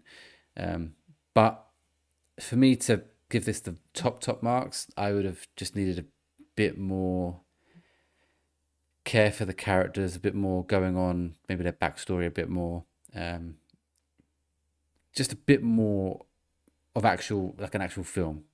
I appreciate Yeah, it's not meant to be that, but for me to love a film or love something like this, it would need to be just a little bit more with the characters. Not to say they're bad; they mm. were great performances. It's just for me, I did a bit more. I gave it a 7.5. Um, No, that's fair and respectful. and I would recommend it to anyone. It's a 7.5 that I would easily recommend to anyone to watch, unless they don't want to watch a very realistic war film. Um, But even then, I would say it's worth doing to kind of give you. I have not watched that many, but so far it's the most realistic war film I've ever seen. Yeah, I quite massively. like war films. Like, there's so many classics like Black Hawk Down and Hurt Locker with Jeremy Renner. They're like all good I've watched films. Hurt Locker's great. And That's better. Saving That Private Hurt Locker's Ryan. better than this for me. But this is still a very good film. Yeah, no, I mean, I made the mistake when the movie came out, thinking that I thought it was one of those which was going to do like an Adolescence, where it's shot in one take, but what it actually is it's shot in real time. Yes. So the movie plays out; it doesn't cut; it just plays out as one thing happening. The only cut is the it comes up with a screen saying warfare. So like you've got the bit the night before, but when it goes into the daytime, that from then on it's whatever it is now, 20 minutes, whatever it is. Yeah, to the end of the movie, which I think is another really good thing. Imagine though if it had been like one of those that is shot in one take, that probably would have elevated the movie even more if they went down that road. But yeah, very impossible to do. With some of those scenes. Yeah, but Joseph Quinn, man, he is hitting the He's heights. having He's having Oh, a good run. Yeah. his versatility is insane. And again, Will Poulter, that's probably one of the first movies that I've seen him in a serious role, because a lot of the movies that I've seen prior to that were comedy-based movies. Or kind of like Bandersnatch, where it's a bit like Yeah, a different vibe, not as serious as this. Yeah. No, so this was him at his like most mature and most dark, and also like he beefed himself up for the role. He looked big, When I think of Will Paul, I was like thinking of from like We're the Millers, like the nerd who gets off with Jennifer Aniston and Emma Roberts. Well, he beefed himself up for Guardians, right? As well, Guardians 3. Yeah. Yeah. Which again is a comedy role, like, really. Yeah. Yeah, good film. Recommend it, Andy. You'll like it. Watch at some point. One film Andy has watched is Naked Gun. Yeah. Do you want to give a quick spoiler-free review?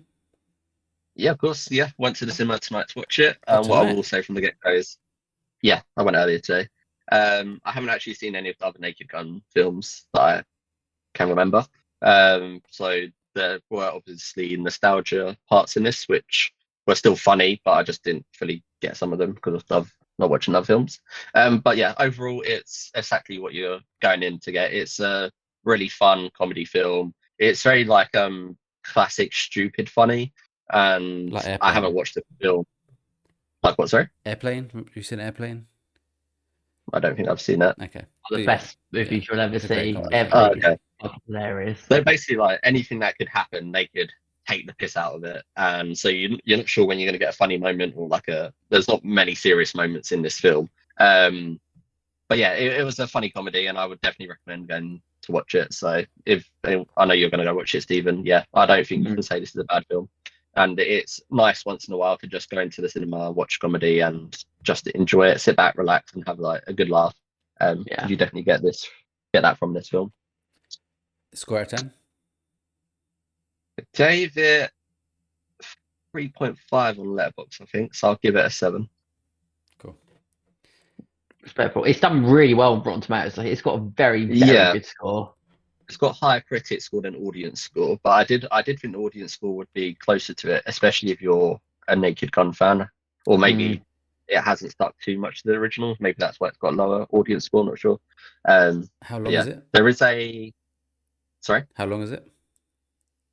It's very short, like an hour, 20 minutes, maybe. Oh wow! Okay, cool. There is a post-credit scene. You don't have to stick around to watch it. It's not worth it. Okay. I'll still watch it anyway. But yeah. So I don't warn you. Anything. Who did I say that to? Didn't I say that to you? You about Fantastic Four? Yeah. Going back to that, the post-credit scene. Well, the last one. I liked it. Yeah, it was like a little quick thing. Yeah, that was pretty cool. No, it's not going to lead to anything, is it? No, it didn't need anything there, but I thought, it's cool. They're just showing like another part of the. I was fuming because my brother texted me I was in the cinema. He'd come out like an hour before it ended. My one ended, saying make sure you stay for the second one. So I was like, sick. It's gonna be a really good one. Yeah. And I was like, and then you got that compared to Naked Gun and also How to Train Your Dragon, like they're the most pointless post-credit scenes. Whereas why How to Train Your Dragon got a post-credit scene? Everything has to now, doesn't it? Oh, okay. because there is more than one How to Train Your Dragon film. Oh, okay. they're teasing the sequel. Okay, fair. Oh, I see. Yeah. That makes more sense. Well, I say, well, they you know, didn't. It was pointless. Oh. Well, they could have teased it. Oh, okay. Well, do you know you mentioned about Alien, about Airplane? One of the funniest things is like he said, "Oh, you got something from headquarters." He's like, "Headquarters? What's that?" So, it's a big building with something on top. That's not the place. Yeah, Like, that's I literally the type of fucking comedy love it that is. kind of humor. Right. You see this in the trailer, so it's not spoiling anything from Naked Gun, but there's a part where he's like, take a chair, and like meaning like to sit down, and she's like, I don't need any more chairs, I've got enough at home. And then she like ends up taking it, and it's that sort of like comedy. It's just Yeah. Yeah. And I think it's up there with it. Like it. I can't stress how much you need to watch Airplane at some point. It's very funny. This is another film right down. There's like another thing which is not a spoiler, but it's like, you know, the police officer or the guy in the control tower, and you go like, I picked the wrong day to stop drinking, and then the next shot I picked the wrong day to stop sniffing glue, and he just keeps doing all of these different things. Yeah, and I think as well, like with those movies, I don't know, I hope Lee Nielsen does it what Leslie Nielsen used to do, where he would deliver such funny lines, but he'd do it with such a straight face, Yeah, which made it 10 times funnier. So I'm hoping Lee Nielsen does something similar when I go to watch on Wednesday. He definitely does. I can't see you coming out and saying you hate this film. If you do, like, you're getting off the podcast. Wow. I've watched another film this week, and it's another 2025 release. I'm kind of stacking them up now. Predator, Killer of Killers. Oh, the anime. The animation one, yeah. Yeah, animation. So this is on Disney Plus. It released not that long ago, maybe a month or two I would have ago. watched it. I've heard good things. It's very good. It is very good, very well done. So a brief kind of description of what it is. It is kind of 4 parts to this film. It's not that long, I don't think, from memory. Luckily, I watched it in 4 parts, so it worked really well. But the 4 parts are very distinct. So you've got the first part, it follows a certain group of characters. Second part, completely different set of characters. Third part, another completely set of different characters. But they're like almost like 3 mini stories in this film, and they're done, all 3 of them, really well. My personal favorite is probably the first or the second. Oh, they're all fucking good. Like, they're all good mini stories within themselves. And then the 4th part wraps it all into one. I like when it does it in a fantastic way. Obviously, predators are involved. And the 4th part is just fantastic. I enjoyed it completely. It's very well done, very clever. And it does leave room for more if they want to, and I hope they do. But they could easily not as well. They could easily just say that's how it ended and just take from it what you will. But it is highly recommend it, especially if you like Predator. Even if you don't, it's better than most of the Predator films. It's that good. Is it a standalone in the Predator universe, or does it reference some of the previous movies that we've had? I cannot tell you that, Stephen. Okay, I'll be adding it because I love the first Predator. I will say Predators 2, no, that was pretty naff. And I hated Predators, the Robert Rodriguez presented one when it came out, but I actually recently rewatched that, and that is much better than what I thought it was. Yeah, it is better than what I thought about it. But this is better. And this seemed better, okay. And you said it's on Disney Plus? Yes. Yeah, okay, I'll give that a watch. The only film I'd put above this in the Predator series is probably Prey. Okay, that's a really good film. But I love Prey. I think that's easily the best. Yeah. I think I've got a ranking. Hang on, I've got a ranking of I've kind of ranked all Alien and Predator films together. This has done really well critics wise as well. It's got like 97 or something on Rotten Tomatoes. Wow. And similar. I don't know if it's struck down. I think it had a similar audience score as well. It's very good. So on my Alien Predator ranked, it is 6th. Okay. And that's out of 15 films, which sounds like mid-table, but it's the only. There's not many above it. So Prey's the only Predator film, but then I've got Alien, Romulus, and Prometheus above it. On return, Prometheus I could switch around pretty easily because some days I love that. You've got Prometheus as your number 1 film in the Alien Predator universe. Number 5. So I went the other way. Yeah. Oh, I was about to say, like, are you sure about that? No. It's number 5. Yeah. Yeah, Prometheus is a really interesting one where it is very divisive, and every time I watch it, I've seen it now three times, and I still can't work out if I like that film or if I don't. It's a really weird experience that you have with Prometheus I love it. because there's so much I love about it, but there's also parts that really infuriate me. But then I kind of feel like if they're not there, it doesn't really work. It's a weird one. But I'd recommend it. Disney Plus is easily available. It is on my watch list, And and it's hyped me for the new one as well a bit more. And there's a Exactly. lot of When's hype that coming around out? that now. November? I think that's right. Yeah. Early November, I think. Andy, you've watched all Yeah. 3 Lord of the Rings films? Yeah, I know, long films to watch. This isn't your first time, Uh, right? No, No, obviously yeah, not. of course No. Yeah, it just reminded me how good they are, man. What Like, was there a reason you wanted to do this? Was just yeah, fancied because it? obviously I'm going to the For Love Fantasy and I'm meeting Elijah Wood and Of Sean course you are. Astin. Yes. So I You wanted need to to watch rewatch Grey Street instead, Andy. Didn't I I've message you seen that, that many Andy? I times. think I messaged you saying Yeah, you need to watch Stranger Things for yeah, all different Sam, or his films. name is Lord of the Yeah, Rings, or Bob. Green Street, and what was the other one? Who's the other character you're meeting? Charlie, you said Charlie Cox. You said I said Expedition. Expedition 33, Yeah.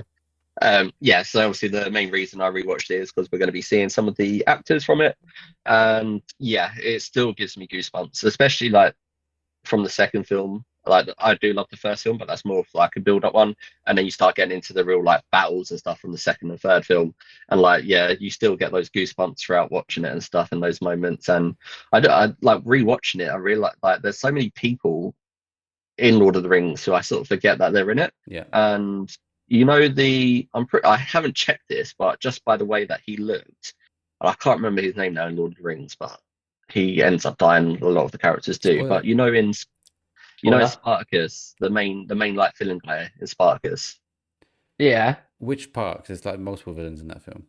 like The first from part? like the first season. The first season, yeah, he's like the main guy that hates Spartacus. Yeah, I know who Yes. you're about. I'm pretty sure he plays one of like the elf people in this. Like, Okay. and I was like looking at it thinking like I recognize you, but because obviously they got like long hair and like obviously different costumes and stuff. I was like, so yeah, I need to go and double check that is actually him, but I'm pretty sure it was. And like yeah, there's just obviously other people as well. It's weird when you say that about Spartacus, because when you said about a villain, I immediately go to the villain in the first series. I know there's loads of other ones, but it's weird how my brain That's what you automatically said, goes wasn't it? back to yeah, Oh, who okay. you're saying that you think is the same Who? person. Did you say You so? know the main when you talk about villains and like well, just like well, there's loads of different villains. In my head, I always go back to the main villain for the first series. I can't remember his name, but you're saying that that's the actor that's in Lord of the Rings. The not the Dominus guy, if that's who you guys are referring to. I mean like the actual Roman that hates Spartacus. He like obviously Oh, takes his wife at the start. He's in like all seasons. The I see. main Okay. Roman guy. Oh right. Okay, yeah, I'm with you. I can't remember what his name is, but he always gets introduced like with like 6 different fucking names on it. But yeah, I'm pretty sure he plays one of the elves in Lord of the Rings. So yeah, just rewatching it, like seeing different actors pop up. Obviously, there's a lot of big names in this, like Sean Bean, Orlando Bloom. I just seeing them all together is like really cool. And yeah, and all the battles, like the fact that they've done all these three films back to back, still amazes me how they can't do this now. Because like some of the battle scenes, I remember them talking about Game of Thrones, saying like, "Oh, we can't have that many battles because it'll cost us too much." And then you're watching Lord of the Rings, and they've got battle, and it's like, how can you not do that now? Like, and they've done those 3 films back to back. So yeah, they're great films, and it is him, I'd by have the to way. recommend it. It is, yeah. Yeah. It's weird because he's got like long blonde, I think, hair in Lord of the Rings, and I was like, but yeah, obviously, and I don't know if they came out at similar times. Spartacus would have been way after Lord of the Rings, right? Yeah, Lord of the Rings. Lord of the Rings got 2001, weren't it? And Spartacus First came one, out yeah. 2009, 2010. Actually, I think Spartacus Blood and Sand was released. Yeah. Yeah, So obviously, he plays a good guy in Lord of the Rings, so switched up scenes for Spartacus. But yeah, anyone that hasn't seen Lord of the Rings, I would definitely recommend because they're 3 great films. I'm not going to ask Yeah, you you're to not gonna. rate all 3, but if you had to order They're all them and 10s, like aren't rank they? them, I think they're all very close together, but I think I would do number 2, the 2 Towers, then 3, and then the first one. Yeah, I I can't think that would be remember. my order. It'd I'd be have, very close. I'd have to watch them again. In memory, that'd be mine or 3, 2, 1. But Yeah, 2 and 3 are like the closest ones together. 1 just because it's more of a build-up film and getting you Yeah. into the story. There's not as much action in that one, but yeah, still a great film. Yeah, if you think this has convinced me to go and watch these, it hasn't. I think like you have like a completely like you think Lord of the Rings is like one thing, but it's actually like something else. And especially number 2 and number 3, I think you'd enjoy a lot because there's a lot of action and battle scenes in them. I think you'd like this more than Harry Potter. Okay. Oh yeah, definitely. Stephen, is there anything else you've watched this week before I move on to No, my I've final been thing? I've just been gaming, so that I've been more focused on that rather than watching. I'm going to see Naked on Wednesday, and obviously them Weapons. I've seen so much at the cinema recently that I'm kind of now I haven't Taking a got week anything off. else really to watch. Yeah. So it's more gaming for me at the minute. So, I mean, Andy, you're going black and white here. I don't know if it's Sorry, it's my TV. I have a white screen on YouTube and it's gone to a skip advert. Like I can't skip it. It's an advert. So that's why, yeah, I've gone dark. In the meantime, you got 25 seconds left, guys. What was I saying? Oh, so I've continued my watch of Inbetweeners. Hey, We've now watched 1 episode of season 3. So we finished season 2 today, and then watched 1 episode of season 3. They seem to start off their seasons very well, and then like don't get me wrong, all of season 2 is funny, but like I said last week, the fish episode 1 is just still my favorite episode at this point. But on today's one, the first episode of season 3 is the catwalk, the fashion show, and Simon's walking down with his bollock hanging out. yeah. Which is just it's comedy gold. It's brilliant. I also think in season 2, the retirement episode where Will tries to get with that Daisy girl. Yes, the second last one in season 2. Yeah. Yeah, and it's just and then like what Jay does. What Jay does in the old that's people. Oh my brilliant, god! So I can't spoil this. It's so old. It's when he keeps going off to like he calls it jacking off. I'm not going to say what I call it, but and he goes to like an old person's room, thinks no one's in there, and he like jacks off to an old picture of this woman, like as in when I say old picture, when she was younger. And then as he's about to finish, the lady turns the light on, and she's been in there the whole time. It's so funny, so and then makes it worse that the dad comes in, parent's son comes in, and then like he shakes the hand that's got all the like bits on it. We know what we're talking about, and then she goes, "He did that thinking of me." It's like, right. It is brilliant. It is so funny.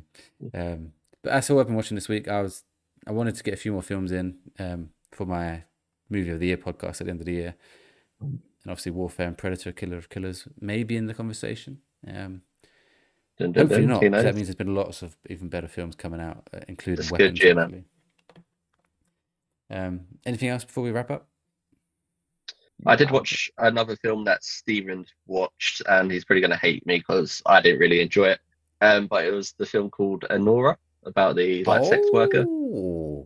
This is controversial, Andy. I'm interested in this. It's just not. I just think it's not my type of film. It's like it's just boring. Nothing happens. It tells the story of her and stuff, I don't know who would enjoy watching this film. Are you saying this just to try and wind me up? Like, what are you on about? I wouldn't rewatch it. I wouldn't tell anyone to go watch this. Andy, you could have told me this earlier, so I could have built this up. I forgot about it. It was only until you said something earlier. I think you need to get off the podcast now. Oh my god. When you mentioned that you said you watched something Steven watched this year, I thought you was going to say Anora, but then you said Warfare, and then it triggered me that I'd watched it. But yeah, I think it's just this type of film I don't enjoy anyway. So like any sort of film that's going to be like this, I'm not going to enjoy it. It just tells the story of a sex worker, and that's not really my type of thing. Can I ask you where you watched it, or is that a question I shouldn't be asking in this situation? I just watched it on my TV, which means on what service?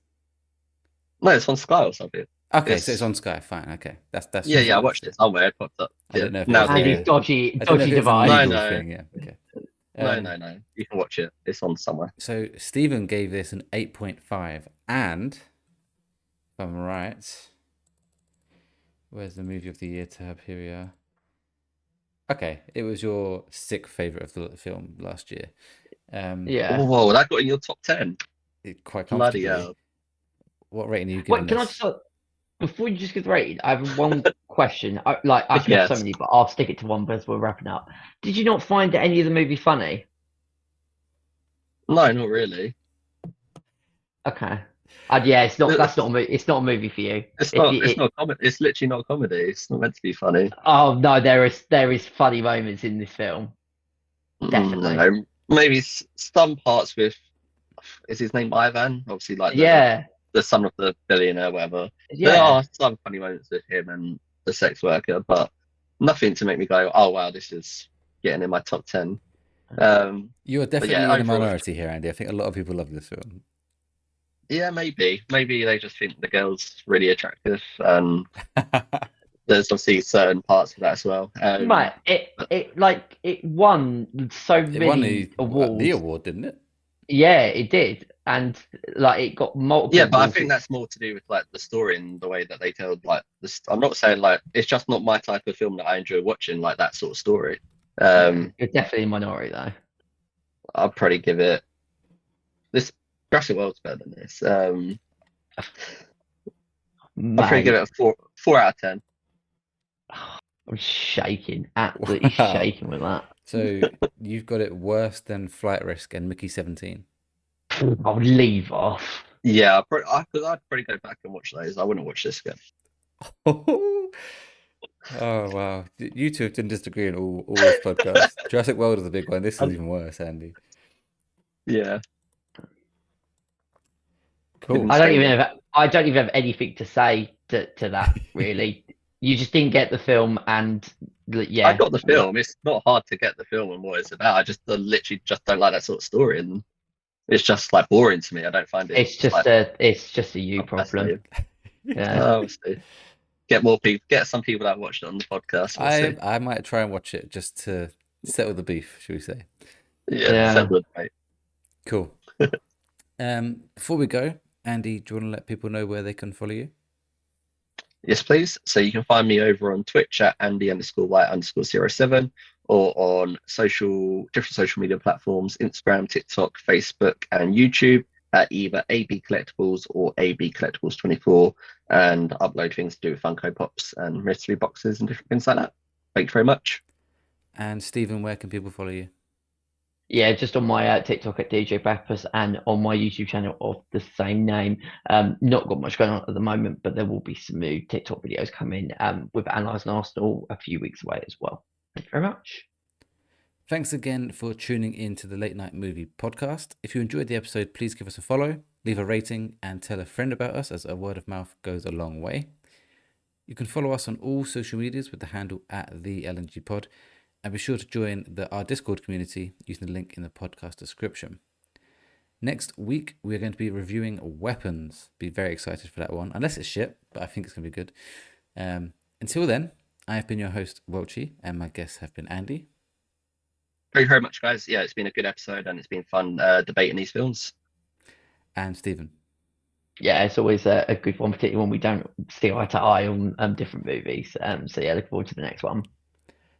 Thanks for listening, everyone, and we will see you next week.